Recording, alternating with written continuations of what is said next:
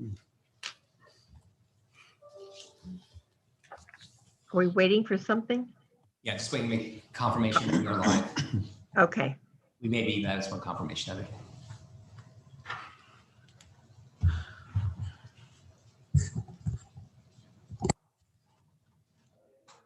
We are live.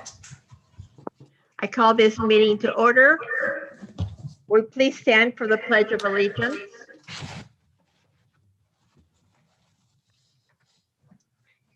I pledge allegiance to the flag of the United States of America and to the republic for which it stands, one nation, under God, indivisible, with liberty and justice for all.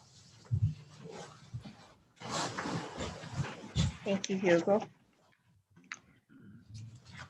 Item A, hearing. Are there any public comments? We received no public comments. Okay. Then we'll go to item 3, approval of agenda. Any items to be changed? If not, I call for a motion. I'll make a motion, we approve the agenda as written. I'll second. Motion by trustee Welch, second by trustee Molino. Marilyn, please poll the board. Victoria Rodriguez Ochoa. Aye. Virginia Moore. Aye. Mike Welsh. Aye. Brian De La Porte. Aye. Hugo Molina. Aye. Faye Lane. Aye. Lourdes Perez. Aye. Valley White. Aye. Betty Davis. Aye. Passed as presented. Item 4, consent agenda.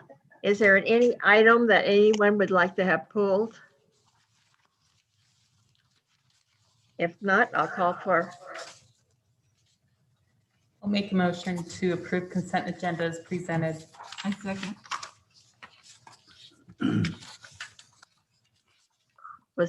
was it Faye that did the first and Lourdes second? Perez first and White second. Okay. Marilyn, would you poll the board, please? Victoria Rodriguez Ochoa. Aye. Virginia Moore. Aye. Mike Welsh. Aye. Brian De La Porte. Aye. Hugo Molina. Aye. Faye Lane. Aye. Lourdes Perez. Aye. Valley White. Aye. Betty Davis. Aye. Passed as presented. Thank you. Item 5, action section, certification of instructional material sufficiency. Dr. Peterman? Good evening, Board of Trustees. I have an item here that is an annual item for instructional materials sufficiency. So every year we ask that you certify that all of our students have received instructional materials in all the subject areas, and the resolution is, or the certification document is attached. Any questions or comments? I move to approve certification of textbook sufficiency for 2020-21 school year. I'll second. Okay. Motion by trustee Perez, seconded by trustee Molina. Marilyn, would you poll the board, please? Victoria Rodriguez Ochoa. Aye. Virginia Moore. Aye. Mike Welsh. Aye. Brian De La Porte. Aye. Hugo Molina. Aye. Faye Lane. Aye. Lourdes Perez. Aye. Valley White. Aye. Betty Davis. Aye, thank you. Passed as presented. Item B, criteria for reclassification of English learners to fluent English proficient. Also, Dr. Peterman? So this is another annual item. This year looks a little bit different because normally you see SBAC, the SBAC assessment as one of the assessments that we use to reclassify. Sorry, this mic is funky. So we had to put together an alternative list of assessment results that we could collect this year, given that we did not have SBAC scores last year. So that's what you see in front of you. That will be used to reclassify our English learners at the end of this year. Does anyone have any comments or questions for Dr. Peterman? If not, I'll entertain a motion. Oh, I'm sorry. Victoria Rodriguez Ochoa. Oh, I apologize. I'll motion to approve criteria for reclassification of English learners to fluent English proficient. Second. Okay, first by Victoria Rodriguez Ochoa, second by whom? Trustee Lane. Faye. Okay, Fay Lane. Marilyn, would you poll the board, please? I will. Victoria Rodriguez Ochoa, Aye. Virginia Moore, Aye. Mike Welsh, Aye. Brian De La Porte, Aye. Ugo Molina, Aye. Fay Lane, Aye. Lourdes Perez, Aye. Sally White, Aye. Betty Davis. Aye. Passed as presented. Item C. Negotiated agreement with CUTA. Listen closely, Jody. Good evening, Board of Trustees. I was just notified that the contract passed and it was voted on by CUTA. So I am bringing forward tonight the contract, which has some minor language adjustments and a 2% one-time bonus for all of our certificated Series Unified teachers. Any questions or comments on this item? Okay, call for a motion. I move to approve the negotiated tentative agreement 2020-2021 reopeners contract. I second it. First by Trustee White. Was it second by Trustee Delaport? Yes. Yes. Yes, okay. Marilyn, would you poll the board, please? Victoria Rodriguez Ochoa, Aye. Virginia Moore, Aye. Mike Welsh, Aye. Brian De La Porte, Aye. Ugo Molina, Aye. Fay Lane, Aye. Lourdes Perez, Aye. Sally White, Aye. Betty Davis. Yay, and Jody says yes too. Item D, confidential classified management and administrative compensation for 2020 through 2021. I would also like to request the same compensation of a one-time 2% bonus for these classifications for confidential classified management and administrative personnel to hopefully be paid by May 31st, 2021. Any question or comment on this item? Except yay. Call for a motion. Make a motion to approve the confidential classified management and administrative compensation for 2020-21. I'll second Motion by Trustee Molino, second by Trustee Welch. Marilyn, would you poll the board, please? Victoria Rodriguez Ochoa, Aye. Virginia Moore, Aye. Mike Welsh, it. Aye. Brian De La Porte, Aye. Ugo Molina, Aye. Fay Lane, Aye. Lourdes Perez, Aye. Sally White, Aye. Betty Davis. Aye. Yay for all. Thank you. On to item 6, information and study. Superintendent's report.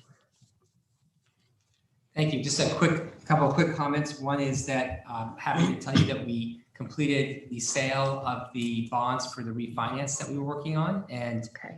the savings were, the overall savings were about $5.4 million, if I remember correctly, that has a present day value because some of that savings is in the future and won't be worth as much because of inflation, of about $4.7 million for our taxpayers, which is fantastic news for them. And then wishing everybody a restful and relaxing spring break. We'll be in the home stretch after that, and we're looking forward to having increasing amounts of our students in school, which we'll talk about later. Item B, board report. We'll start with Ceres High School, Victoria. Good evening, board. So a week ago today was the first day we were able to have students on campus for in-person learning, which was super exciting to see our campus actually be filled, not filled because not everyone was there, but students walking around, going to classes, interacting with each other, which we haven't had in over a year, which is crazy to me. But I know I talked to a lot of my peers and they said they were really excited to be back on campus. And they said it went a lot better than they expected it to be. They thought it would be more awkward and more weird since like we're all wearing masks, socially distanced, like all that stuff, but they said they felt oddly comfortable, which the wording like oddly comfortable was what like two students said, and maybe some people would not take that in a positive way, but in the situation we're talking about it, I think it's a positive comment because they felt comfortable being back on campus after such a long time, meaning our teachers are doing a great job with welcoming students back on campus, which makes me really happy to hear that everyone is excited to be back. And tomorrow is another day that is like feeling sort of normal. We have our classic crosstown showdown football game, which I know everyone is super excited about, especially because this year both series and CV are 2-0 right now. Sorry, what was that? Good idea. Yeah, so I know Series is very excited that they've actually won some football games this season. So they're excited to take on CV, our rival. I personally haven't been able to attend any of the football games because of the regulations, like 2 tickets per athlete, but I understand that. And I know people who have gone are like, this is amazing. Like, I'm so glad to be back to a sporting event and stuff. So that's really exciting and sort of normal. I know we're expecting football season to be a long time ago, but at least we get to have it now. And it feels like college talk just doesn't end senior year. It was just like, you did applications and I thought it was just over, but like, then you have to wait for decisions, and now decisions are mostly all out. And so we're all just like committing right now. And I actually committed to UC Davis this week, which I'm really excited about. Thank you. Yeah, so we really want to recognize the students for their hard work during this crazy time in college application season. So we're planning something special for them. I know it's difficult right now with everything going on, but we still want to recognize their hard work. So we're working on something for them. As for our leadership class, which we are finally back together, we're trying our best to do as many interactive activities as we possibly can. It's not the same because we can't gather students together in one area like for rallies as we used to, but we're trying other alternatives that are safe and COVID friendly, of course.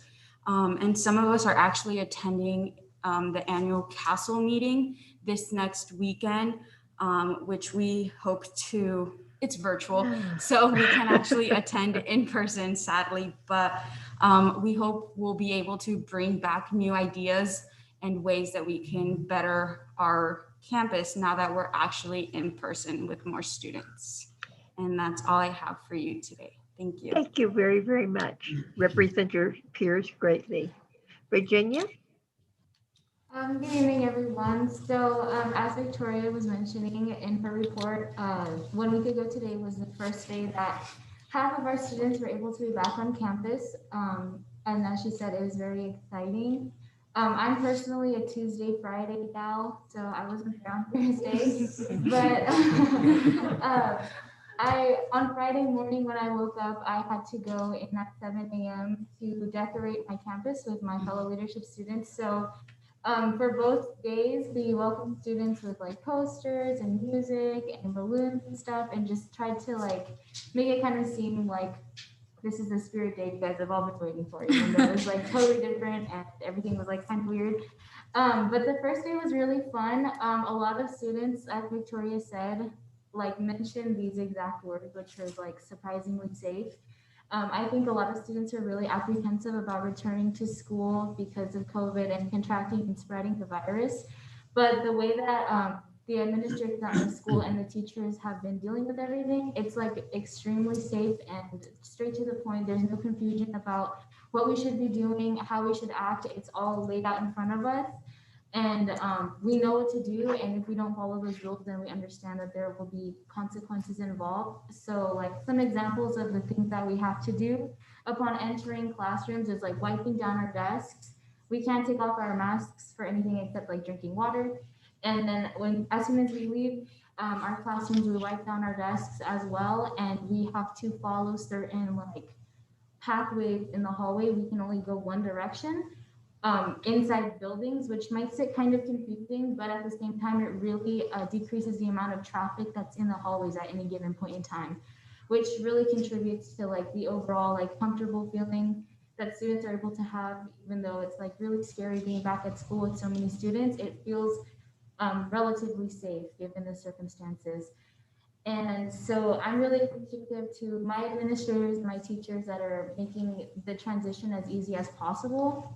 Like the first day, it wasn't like straight up like start learning or anything. It was more like easing into it, getting to know our classmates once again, and like getting that social interaction that many of us like really needed. So yeah, and then the second day was on Tuesday, and we had our fourth and fifth and sixth period. Oh my God. Sorry, we had our first, second, and third period on Tuesday, and it went really good again, and it was just really fun to be back on campus. And as Victoria was mentioning, we have sports going on still, and some of them are even able to start, which like sports like basketball are back, and they're able to practice inside the gym. So yeah, things are slowly and surely being able to be back and able to be accessed by students. So that's all I have for you. Thank you. Thank you very much. Any board member, anything to say? Valerie? Yes, I would like to offer condolences to Susan Lee, Tina Yurkovich, and Linda Mabin, who all lost their husbands within the last month. Brian Mabin, his husband to Linda, teacher in the district for probably about 30 years. So it was sad to hear this news. Thank you. Anyone else? Faye? Oh, okay. Go on to association report. Jody?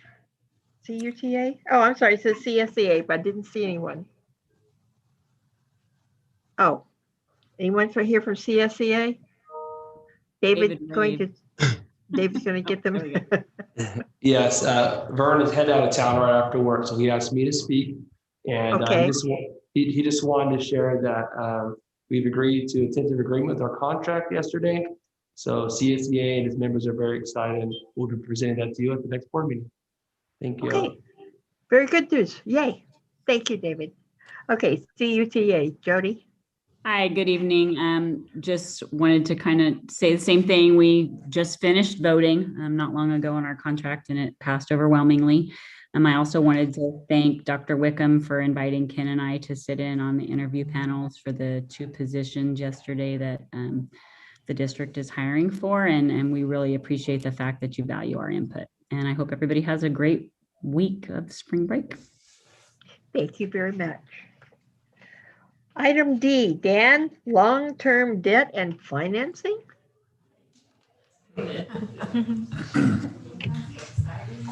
I mean, she said it very excitedly. So I'm excited. Thank Yeah, you. 5 million. I know you are.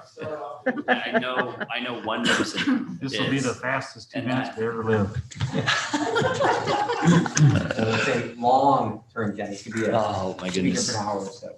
Oh, well, good evening, board trustees. I'm going to present tonight a summary, an overview of our long-term debt, primarily talking about our bond program, where the vast majority of our debt as a district sits. And so there's a lot of backup information that you have in your packet with all the backup financial numbers.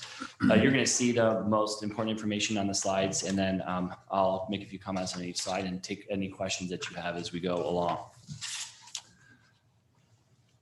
So we'll start here with the GO bond debt summary. So you have our Measure J and our Measure U. And you can look across and see the election date, the approval, voter approval rate, the amount authorized, and the outstanding principal. And you can also see Measure J and U and how the series break out. And that's just When you issue bonds, it's not all in one chunk. It's done in different series over time. And so then you can see how those break out. And you see SIBs and CABs, and SIMs are when it's like a mortgage where you're paying principal and interest up front, whereas the CABs, that's the appreciation bonds, and the interest is pushed out, and so you have balloon payments later on. So it's two different types there. And the one thing I'll point out here is that you can see that the outstanding principal for Measure U, you see how the 71 million of outstanding principal is actually bigger than the authorization amount. And you're like, okay, well, so how does that work? And what that was actually a 2017 refunding that we did. And what we did is we converted the CABs to the SIBs. And so when you're converting the CABs to the SIBs, you need to buy more bonds, and you're paying the interest then upfront instead of deferring it.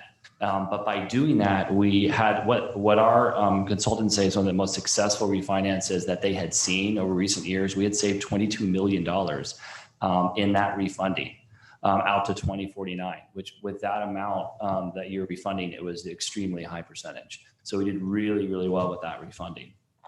And then just so you know, when we issue the different series, it's important to do that at different times. You can't do all the projects all at once anyway. And then in order to stay under your tax limits, you issue it over time as well.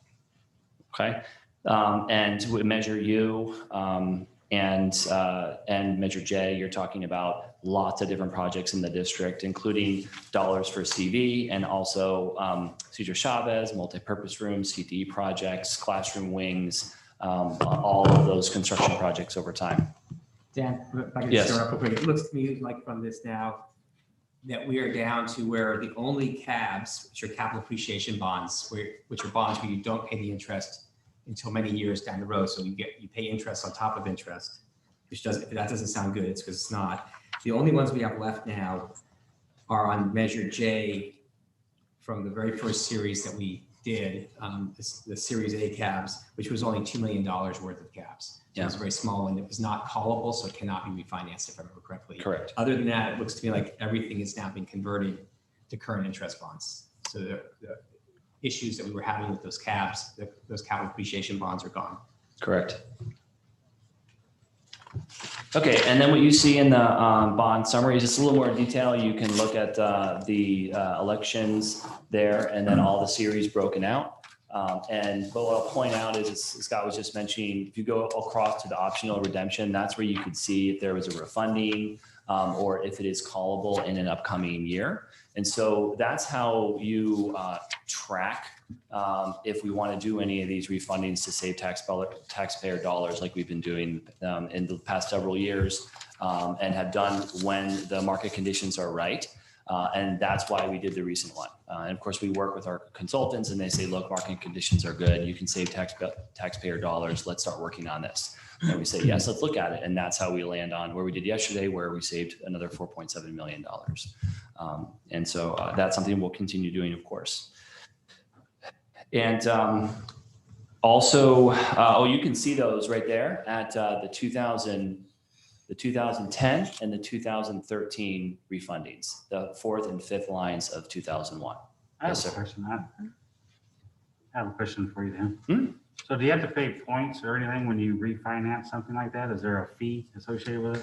Yeah, we do have to pay costs that go along with it. And then just to all the different entities that work on the deal. And so there's additional costs, but ultimately we end up knowing what's the costs and then what's the ultimate savings at the end of the day. And so for every deal, you're going to have costs that go along with that and fees.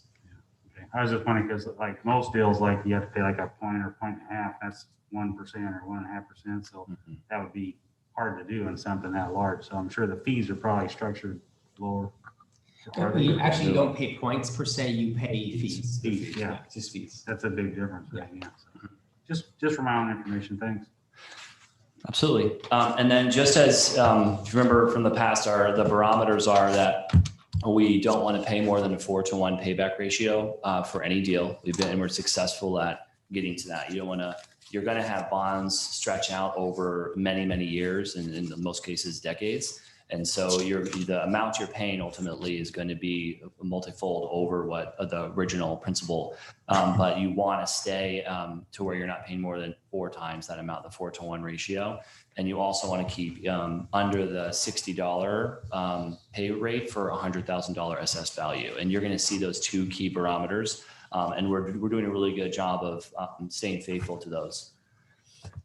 So this is a really important slide, and this is the assessed valuation. And a lot of what we can do with bonds is based on what's the value of property and what's the assessed valuation going forward. So if you look at the top, there's a lot on here, but this top section here shows you the average growth rate over a period of time. So 5-year, 10-year, 15-year, 20-year. And when you look below, then you can see the actual assessed valuation in series with the blue bar. You can see the actual, okay, 4 billion, 4.5 billion.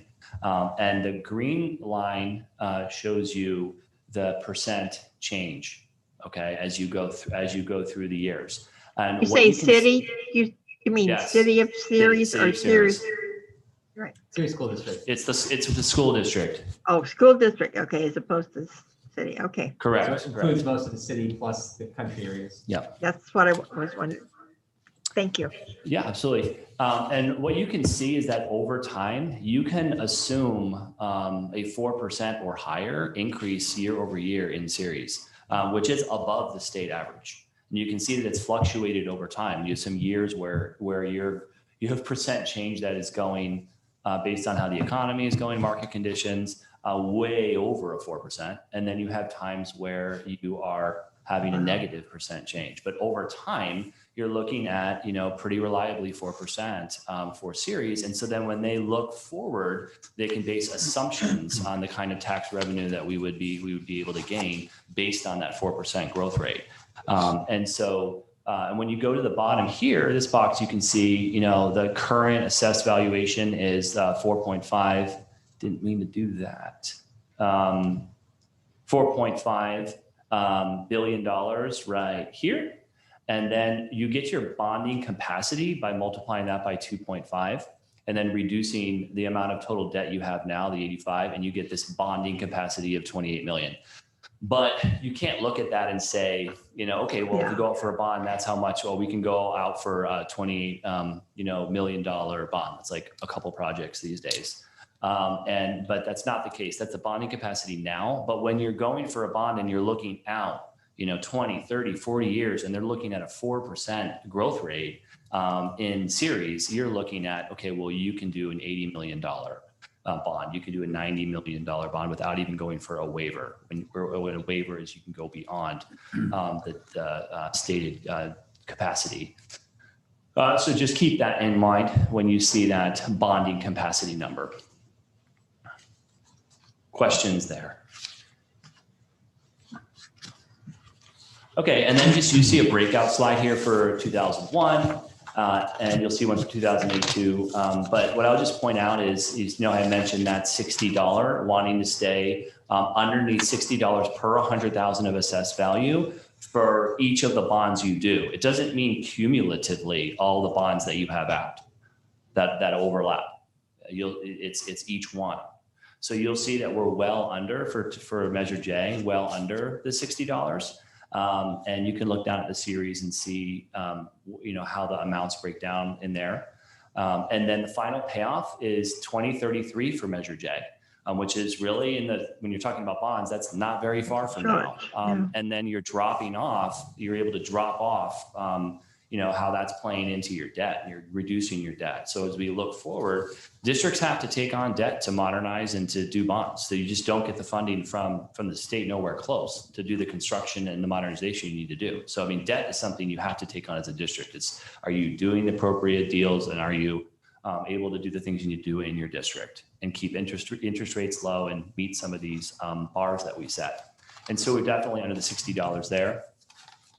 And then you can see 2008, we're closer to the 60 when you look at that bar here, but we're still under the $60 for Measure U going forward as well.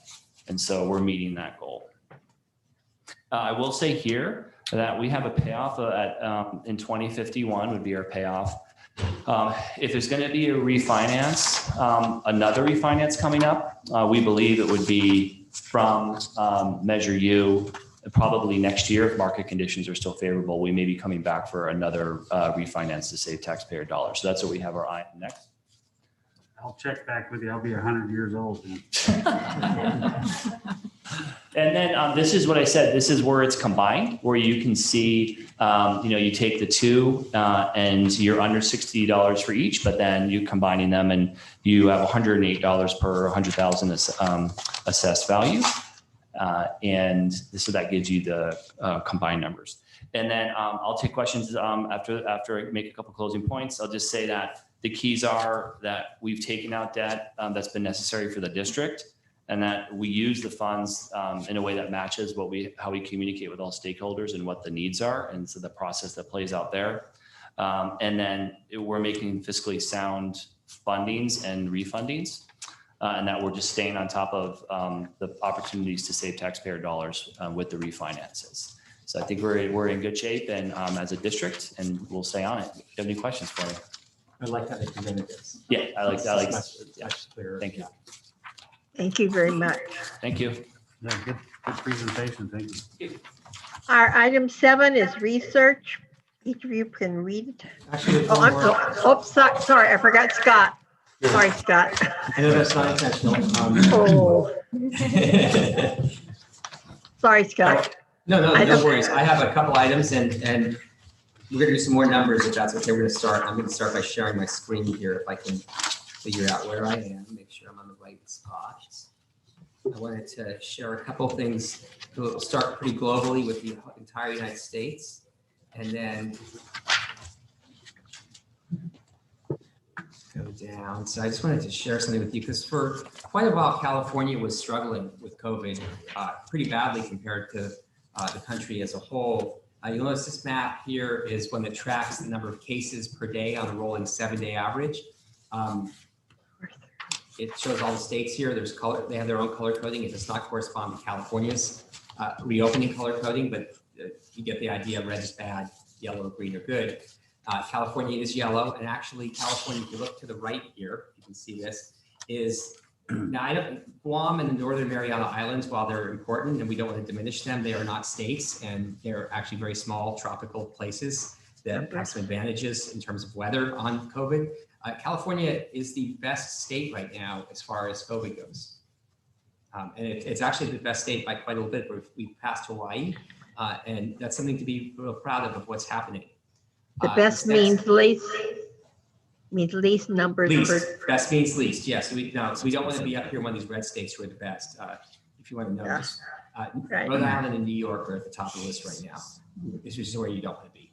So getting a little more local, bring it in. Here's California. California started providing the data in a different way. This shows the average cases per day, but not when they were reported, when they were incurred, when they happened. And so they take the cases each day and they have a date that they say, this is the date that we think this person got sick on, not when they first tested.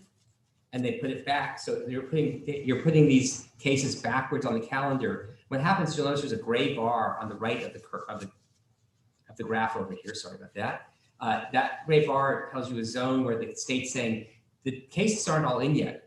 In a few days, we're going to get reports of cases that happened during that gray area, and we're going to be putting more cases into that. I actually think it goes to the left of that as well, or earlier you get cases that can be reported sometime back. But you can see a beautiful decay curve here. Nobody else is going to really truly appreciate this, but I still have to just look at it. And this is a exponential decay curve, which is the opposite of a exponential growth curve, which is what you want. And it's a nice clean one.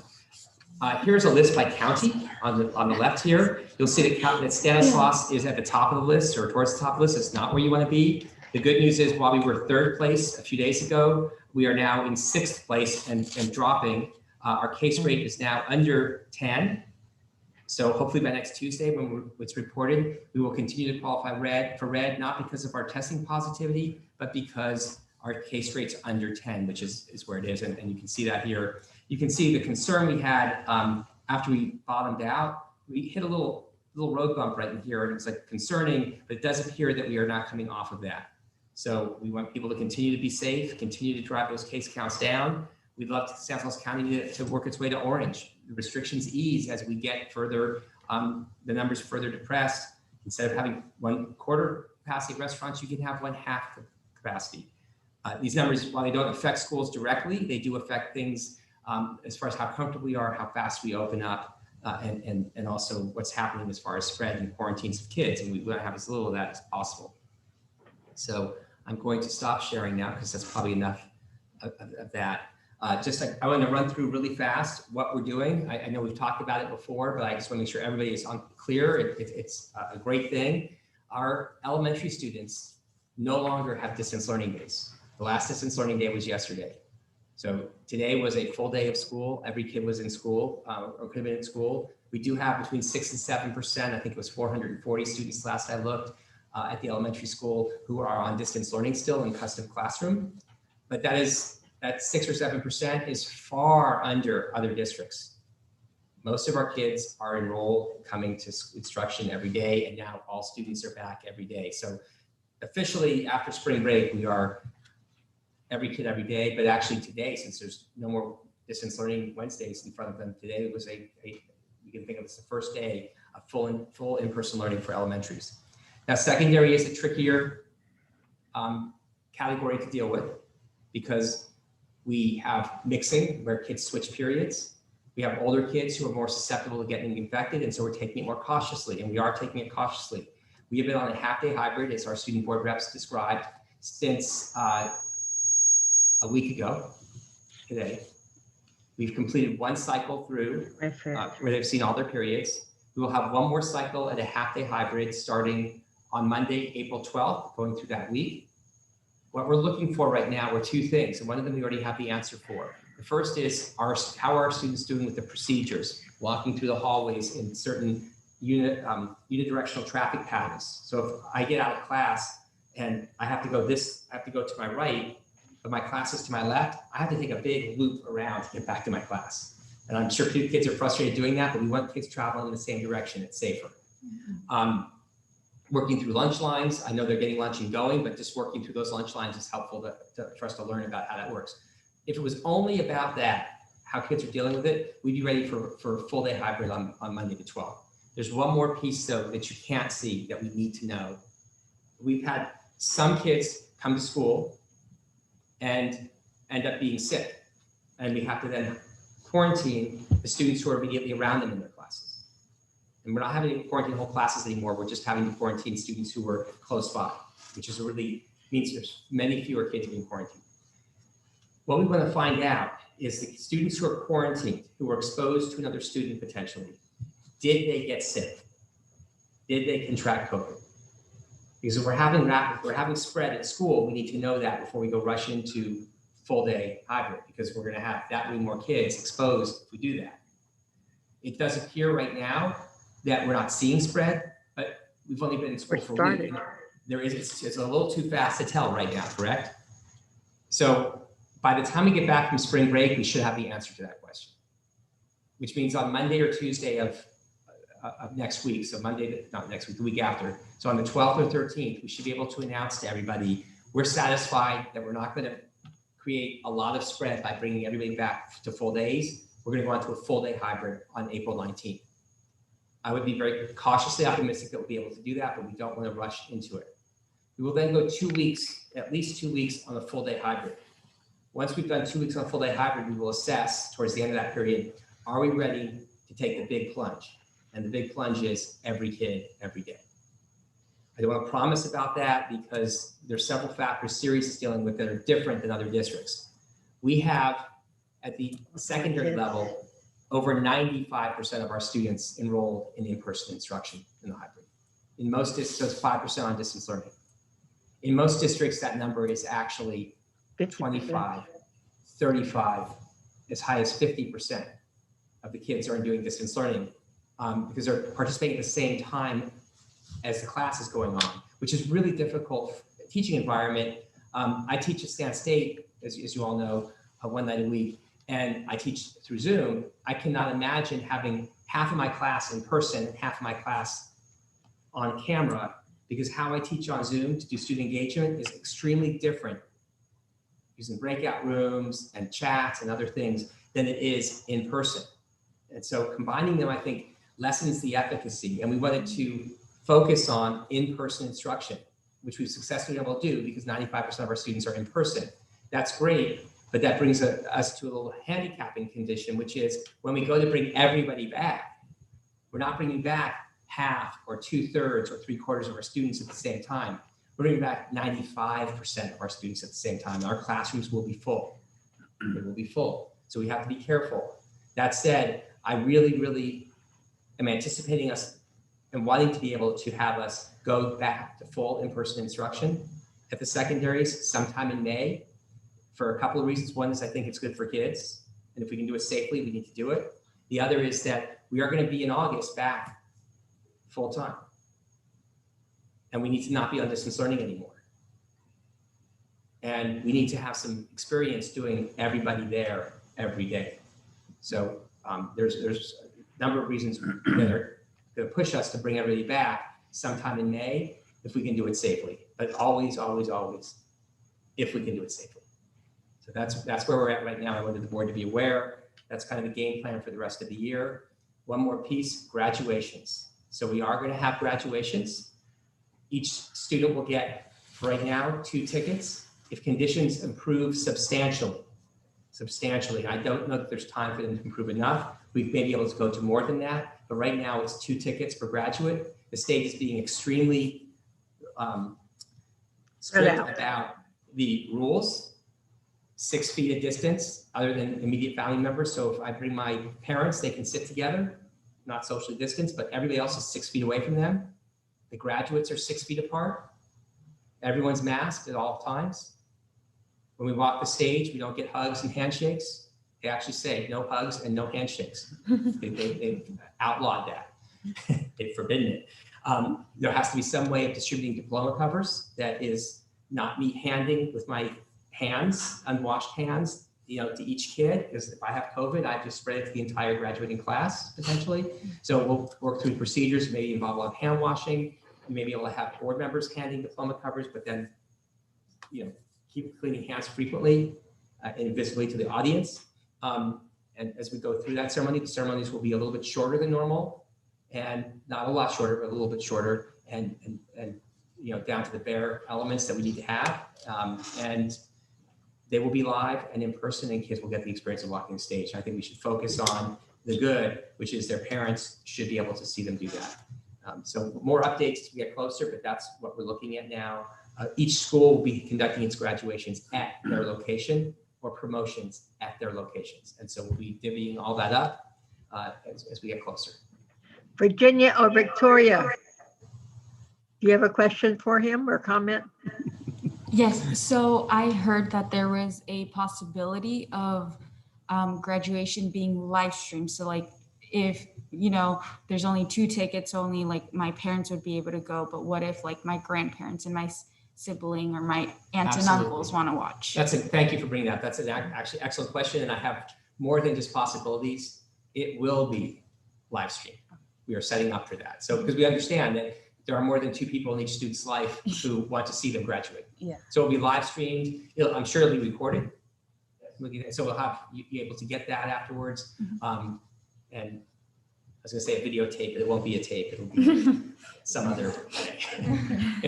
Mr. Grant Russell. No, we've got a contract with a company to make sure that the quality, it's a company that does, this is what they do, so that we have high quality live stream. It's reliable, so that everybody can watch from home or where they're going to be. So it's not ideal, but I think we focus on what I've been telling my daughters for over a year now. Focus on what you have, not on what you're missing, which is we will have live graduations, and that's something we would really should be looking forward to. Yes, thank you. Any other questions? Not for graduation, but for when you were talking about going back to like full in-person learning. Every student every day, would that take away the Wednesday like intervention days, or would those be in person too? Those will be in person. Okay. So when we go back to full, and it's still an if, so I don't want to. It's not 100% because if it's not safe, we're not going to do it. Yeah. But if sometime in May, we're able to go back every student every day, then there's no reason to continue the Wednesdays. We'll go back to a regular bell schedule. The only difference may be that the passing periods may be a little bit longer, although it does appear that the length of the passing periods does not need to be as long as we had initially put in. Yeah. Have they already shrunk those a little bit? No. No, but it seemed like it was. There is a lot of extra time. Yeah, I was in a classroom and it was like really awkward on the first day because the students were all sitting there, the teacher was standing there waiting for the bell to ring and waiting for the bell to ring I know. and waiting for the bell to ring. And It felt like- it just took a long time. It was like the longest 10 minutes of my life. I don't know that we need quite as long. We're trying to be, it's easier to bring it down than to bring it back. Yeah. So you'll be like on a regular bell schedule when that time comes. So if that were to happen, how would lunch be conducted? It would just be like how it is. Absolute chaos. We will do our best to keep kids and have kids help us stay safe. The lines will be, right now they're spacing in the lines, I'm assuming. But there's no lunch line. It's just like at the exits where They're everyone. grabbing and going. Yes. So we'll have some grab and go areas. There probably will be lines when we have everybody back every day. We'll have to have spacing in the lines. We'll ask kids to be, mindful of crowding with each other. But in May, it's usually pretty bright out. Yeah. And if you're outside in the sunlight, that helps prevent spread. So it's not that everybody's going to be gathering up close, but we don't have to be as concerned as we do inside and during the winter time.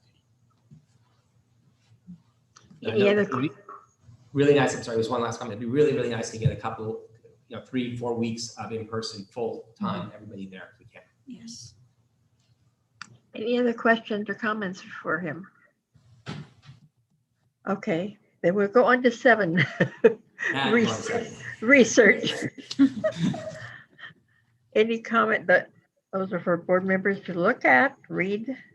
I think the big thing here is that the state has applied to the federal government for a waiver that would allow us to use our own internal tests from an approved list, which we have, a test that's on that list. And we're just waiting for the federal government to approve the waiver.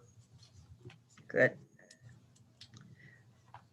We're going to take a break before we come back to closed session. So 10-minute break. Is that okay? Sure, 6 o'clock. You want to go 6 o'clock? Yeah, okay, make it 6 o'clock.